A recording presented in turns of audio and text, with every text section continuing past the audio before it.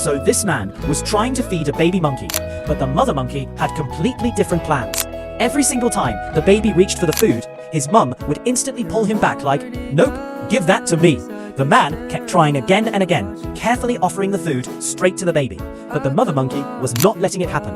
She kept grabbing the baby away, and even tried stealing the food herself every chance she got. And after all that struggle, the baby finally managed to get some food in his mouth. But literally seconds later, Mum came back, grabbed the baby, and stole the food right out of his mouth before leaving. Honestly, motherhood in the animal world is sometimes sweet, and sometimes just straight up robbery.